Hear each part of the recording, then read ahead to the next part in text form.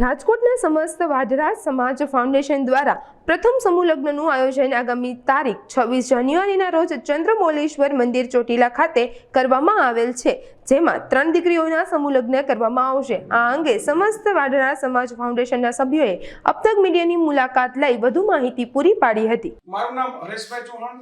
હું સમસ્ત વાઢરા સમાજ ફાઉન્ડેશન જે અમારી દિલ્હીમાં નોંધણી થયેલી છે રાષ્ટ્રીય અધ્યક્ષ છું અને અમારો સમાજ શૈક્ષણિક રીતે પછાત છે, જેથી કરીને 3 દીકરીનું સમૂહ લગ્નનું ભવ્ય આયોજન ચોટીલા મુકામે કર્યું છે,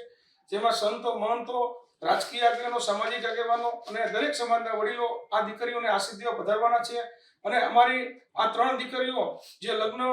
આશીર્વાદ જે મળવાના છે તેમાં અમારી ભાવના એવી છે કે સર્વપ્રથમ ગૌ માતાનું પૂજન કરવામાં આવશે વરકન્યા દ્વારા,